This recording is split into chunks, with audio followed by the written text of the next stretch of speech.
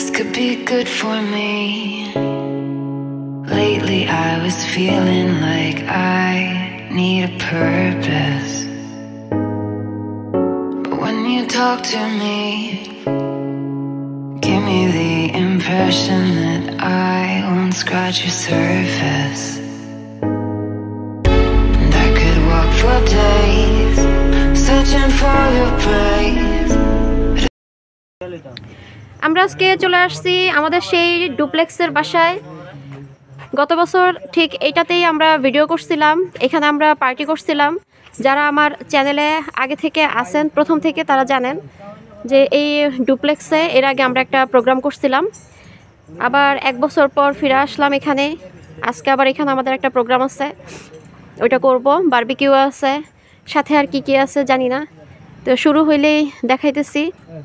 আর যেহেতু এখন রাতের বেলা অন্ধকার, মানে আশেপাশে লাইট তেমন নাই, তার জন্য পুরোপুরি দেখাইতে পারতেছি না। আর গত বছরের খরগোশগুলো আছে কি না এবার দেখবো নি খুঁজে। তা আমরা যাই, তারপরে দেখাচ্ছি। আমরা চলে আসছি কাছাকাছি, এই যে উপরে। কালকে দিনের বেলা দেখাবো এটা পুরাটা ঘুরাইয়া। আর যদি আগের ভিডিও দেখেন তো সেখানেও দেখতে পাবেন। আর হচ্ছে এই যে নিচটা হচ্ছে এরকম অনেকগুলো রুম। তারপরে এই সাইড থেকে চলে গেছে সিঁড়ি উপরে। আমরা এখন উপরেই যাব। স্যান্ডেল নিয়ে যাওয়া লাগবে উপরে।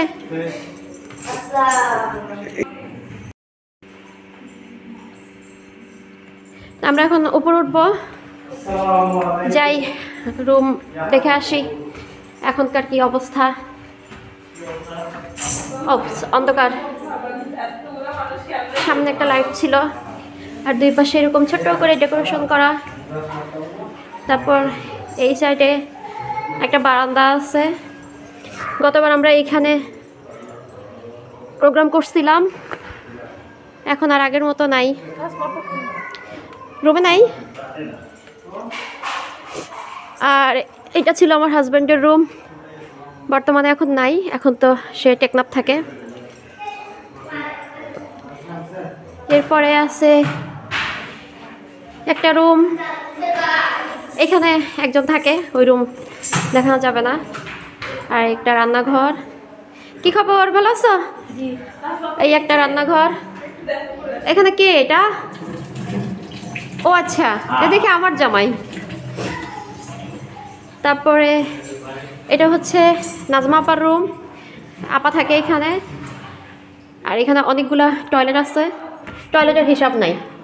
ও লাইট নাই, এবার লাইটও নাই। এই পাশেরটাও মনে হয় নাই। নাজমা আপার টয়লেটে তো কখনোই লাইট থাকে না, নাই একটা টয়লেটেও লাইট নাই। এই আর কাছে, আপার কাছে এই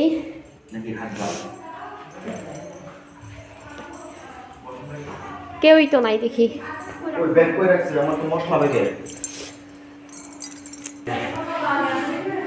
উপর থেকে সিঁড়ি দেখতে খুবই সুন্দর, কিন্তু আগে এখানে পুরাটা লাইটিং করা ছিল, এখন লাইট নাই, একটাও লাইট নাই সামনে। এটা আবার দিনের বেলা দেখাবো। হাই। আর এই যে একটা রুম এখানে। ভালো আছেন? কি অবস্থা, ভালো আছেন? না গম আটা কিচ্ছু হবে না এখানে। আর এই পাশ থেকে গেলে একটা বারান্দা, যেটা একসময় আমাদের বারান্দা ছিল। আর এই সামনে একটা বড়ই গাছ, প্রচুর বড়ই খাইছি এই গাছ থেকে। গত বছর এসে অনেক বড়ই খাইছি। আর এই সাইডে তো অন্ধকার, দেখা যাচ্ছে না। কালকে দিনের বেলা দেখাবো পুরোটা। প্রামি, এখানে হচ্ছে বারবিকিউর মশলা মিশানো হয়েছে। এখানে দেওয়া হয়েছে সয়া সস, বারবিকিউ সস, তারপরে এই বারবিকিউ সস, টমেটো টমেটো সসটা কই নাই, শেষ। আচ্ছা, এই টমেটো সস, এছাড়া আদা রসুন আর কি, আদা রসুন দই, টক দই, হ্যাঁ তারপর হলো লেবু, পেঁয়াজ বাটা, তারপরে মাংসের কি বলে গরম মশলা বাটা, মানে গুঁড়া, ওই তো প্যাকেট গরম মশলা যেটা পাওয়া যায় ওইটা দিলে হবে। তারপরে হালকা আদা, হালকা কি বলে জিরা, ধনিয়া। আচ্ছা, এটা হচ্ছে আমাদের কাঁকড়ার জন্য। এই যে কাঁকড়াকে বারবিকিউর জন্য, বারবিকিউ তো কাঁকড়াই করবা না? কাঁকড়াও। আর সাথে কি আছে? মুরগি আছে। ওই পাশে মুরগি সাইজ করতেছি সব। আচ্ছা, এটা কিন্তু অনেক বড় সাইজের কাঁকড়া। এই যে এটাকে এরকম ছোট ছোট করে টুকরা করছে। তারপরে এখন এটাকে মিক্সড করা হবে। তারপরে এটা মেরিনেশনের জন্য কতক্ষণ রাখতে হবে? মেরিনেটের জন্য 1 ঘন্টা। তো এটা ভালো মতো মিশাইতে হবে এভাবে। তারপরে 1 ঘন্টা রেখে দিলে এটার ভিতরে সুন্দর মতো লবণ ঢুকবে। তারপর এখানে এটা কি? আচ্ছা, এটা হচ্ছে মগজগুলা। তো মগজ যে একসাথে মিশাই দিতেছে, পুড়ে যাবে এটা। এটা ভুনা হবে? ও আচ্ছা, এটা হচ্ছে চুলায় ভুনা। এটা কে ভুনা করবে? আমি এখানে বসাই দেব। আচ্ছা, গতবার আমার দিয়ে দাঁড় করে রাখছিল এখানে, আমি এবার দাঁড়ায় থাকতে পারবো না। পরিমাণ মতো লবণ, তারপরে দিয়ে ঘুটা।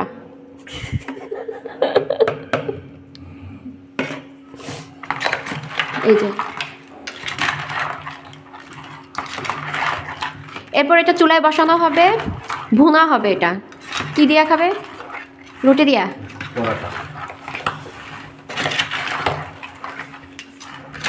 এরপরে হচ্ছে মুরগির যে বারবিকিউ করা হবে ওইটা দেখাচ্ছি একটু পরে।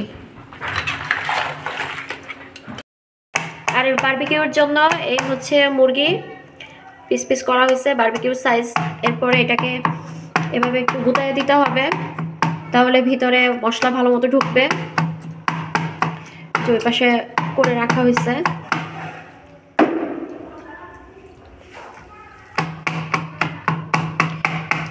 আর ওই যে ওই পাশে যে মশলাটা একটু আগে দেখাইলাম, ওইটাই এটার সাথে মিক্সড করে রাখা হবে 1 ঘন্টার জন্য।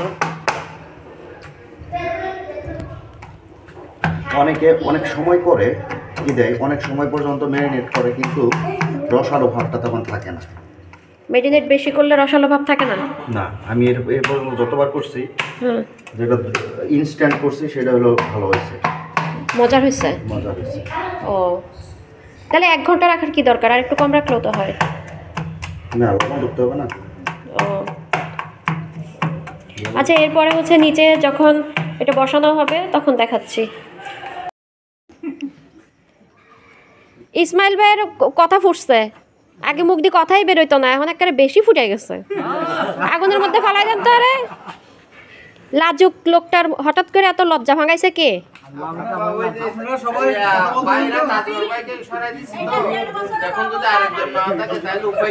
ও আচ্ছা, তাও ঠিক বলছেন। সব কিন্তু যাচ্ছে, আমার কিন্তু কিছু করার নাই।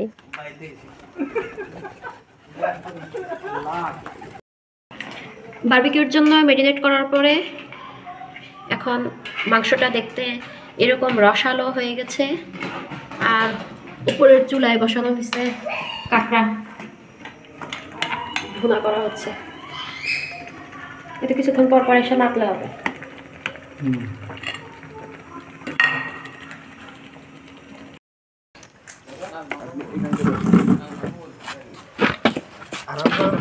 আগুন বলতেছেন, আরো ইয়া লাগবে আমার মনে হচ্ছে।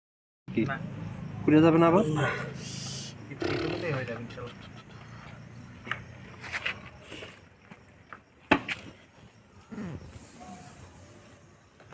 আগুন আবার কোনো সমস্যা হবে না? কে জানি বলছিল 3টা করে দেওয়া যাবে।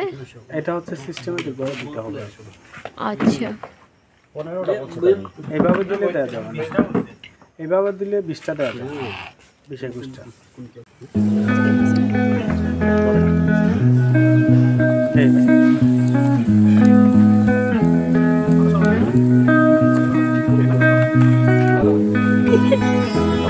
দামি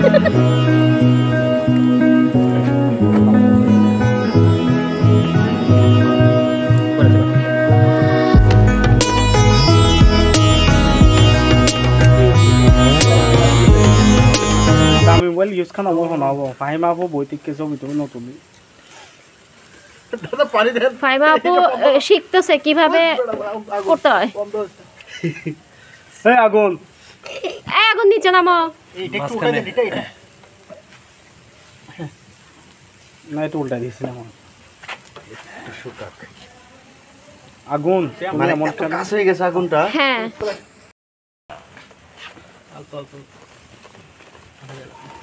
তবে টাইম বেশি লাগবে না মাশাআল্লাহ আগুনের তাপ ভালো আছে না এমনি ফুই করা আছে ফুটা করা আছে তো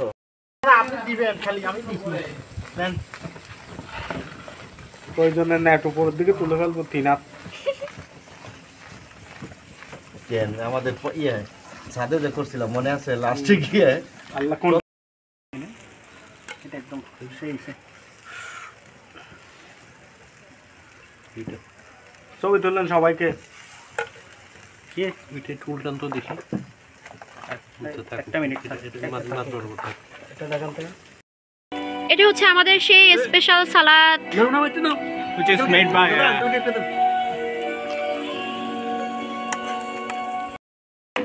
তোমার ঘরে বাস করে রে তোমার ঘরে বসত করে কয়জন